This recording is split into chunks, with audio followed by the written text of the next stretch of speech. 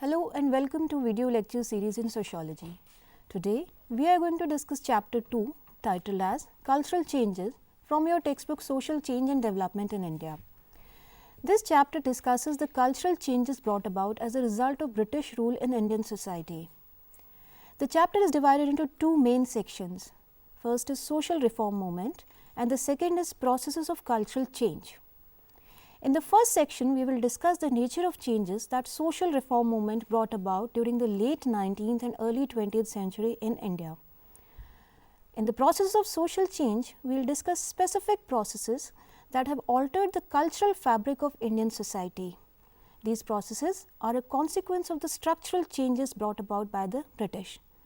Some of these processes which we are going to discuss in this chapter are modernization, Sanskritization, westernization and secularization along with the process of globalization. As you know, in the previous chapter we discussed about structural changes in terms of processes of urbanization and industrialization. Both the processes of urbanization and industrialization influenced the structure of Indian society and altered its cultural fabric.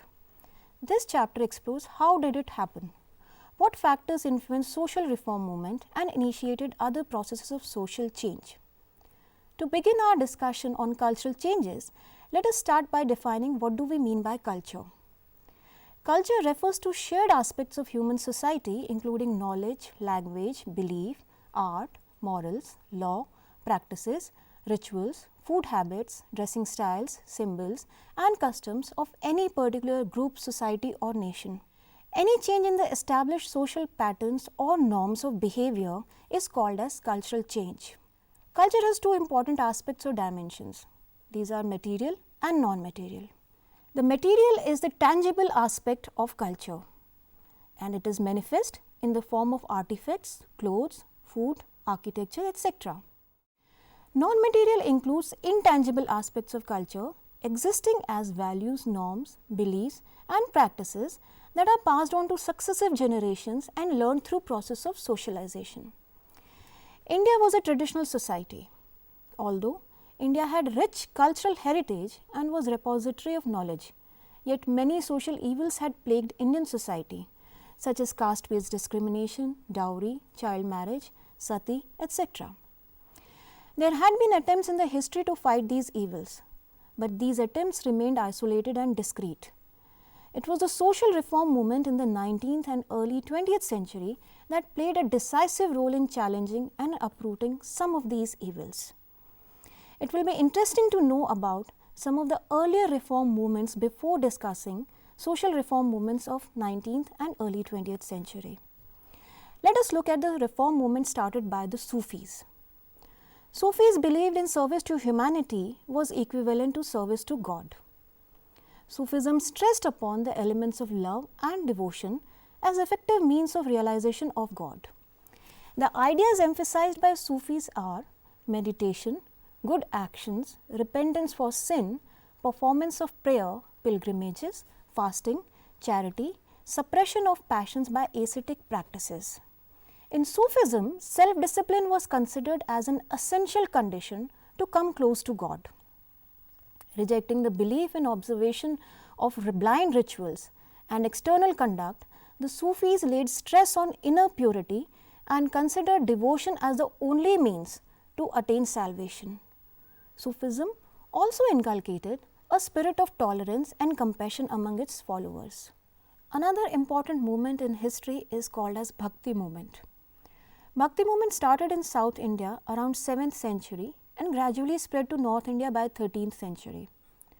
Bhakti movement was based on the idea of love, devotion and absolute surrender before God. Important contributions of Bhakti movement are simplification of worship and emancipation of people from traditional caste rules. The Bhakti movement gave people a simple religion without complex rituals. People were required to show only sincere devotion to God. Bhakti movement led to development of new ideas of life of charity and service to fellow people. It inspired people from all walks of life, irrespective of caste, religion and community. Some of the important figures of Bhakti movement are Ramananda, Ravidas, Srimanta, Chaitanya Mahaprabhu, Vallabhacharya, Surdas, Mirabai, Kabir, Tulsidas, Guru Nanak, Tukaram and Namdev. These saints and preachers spoke and wrote in regional languages.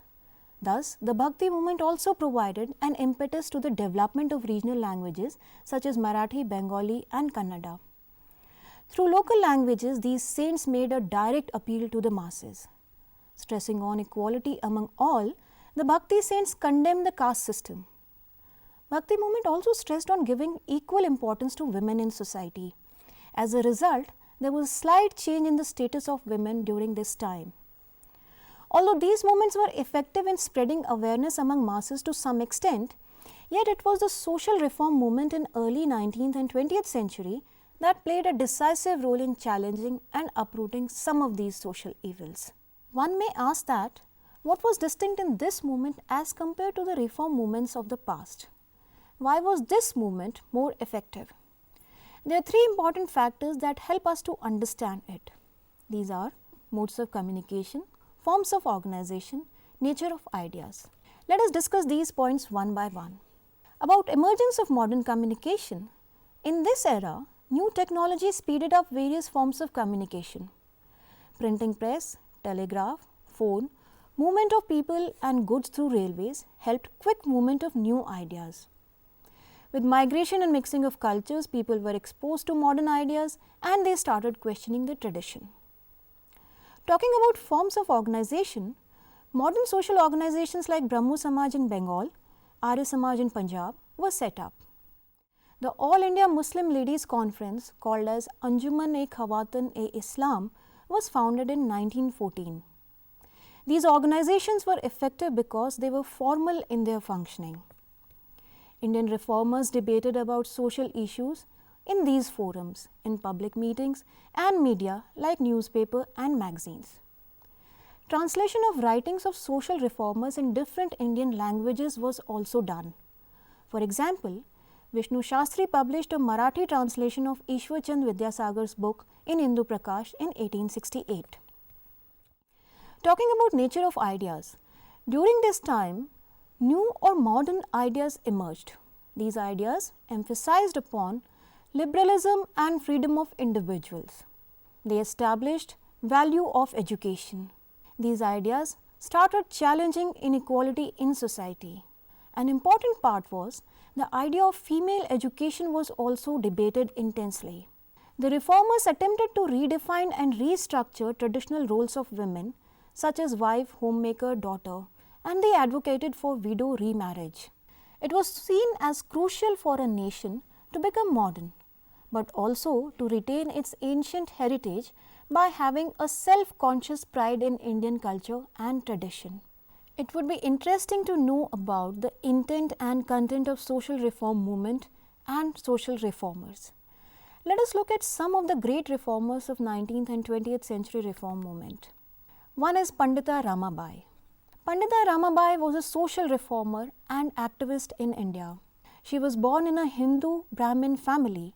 She started Arya Mahila Samaj and later on converted to Christianity and served widows and helpless women. Another important social reformer is Ishwar Chand Vidyasagar. Ishwar Chand Vidyasagar is known as pioneer of Indian Renaissance. Vidyasagar vigorously promoted the idea that regardless of caste, both men and women should receive good education. He found education as a means of liberation from inequalities, injustices and prejudices in society. He advocated education for all. If you read his works reveal a strong emphasis on enlightened and secular ideas, with little mention of God and religious facts. Ishwar Chand Vidyasagar sought to transform Hindu society from within. He took the initiative in proposing and advocating the Widow Remarriage Act 15 of 1856 in India. Yet another important figure is Swami Dayanand Saraswati.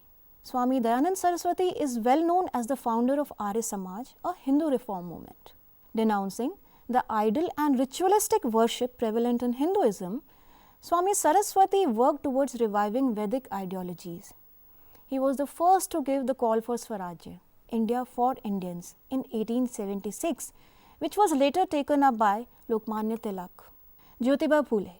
Jyotiba Phule is regarded as one of the most important figures of social reform movement in Maharashtra.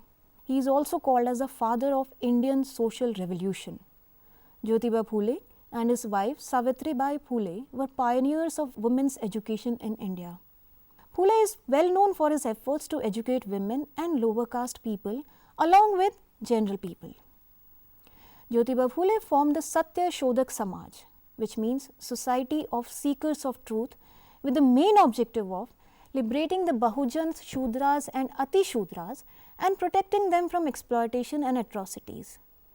His influence is apparent in the fields like education, agriculture, caste system, women's emancipation, widow upliftment, removal of untouchability, fight to attain equal rights for peasants and lower caste people. One of the important social figures is Raja Ram Mohan Roy. Raja Ram Mohan Roy preached about the unity of God, made early translations of Vedic scriptures into English, founded the Brahmo Samaj and campaigned against sati. Raja Ram Mohan Roy sought to integrate Western culture with Indian tradition. He established schools to modernize system of education in India. Roy attacked the practice of sati on the basis of appeals to humanitarian and natural rights doctrines. He demanded property rights for women. In 1828, he set up Brahmo Samaj, which was a movement of reformist Bengalis formed to fight social evils.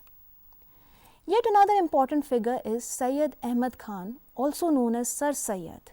Sir Syed was a social reformer and a modernist. He pioneered modern education for Muslim community in India by founding the Mohammedan Anglo-Oriental College, which later developed into the Aligarh Muslim University. His efforts led to the rise of a new generation of Muslim leaders and entrepreneurs. Criticizing rigidity and orthodox outlook of religions, Sir Syed Ahmad promoted Western-type rational and scientific education by establishing modern schools and institutions in India. Other important social reformers are Sri Ramakrishna Paramahansa, Swami Vivekananda, Sahu Chhatrapati and B.R. Ambedkar. In sum, the broad theme of this social reform movement was to establish modern and liberal education in India. It attempted to end caste-based inequality and discrimination. It also worked for women's upliftment by allowing widow remarriage and stop child marriage. They also worked towards annihilating sati and dowry.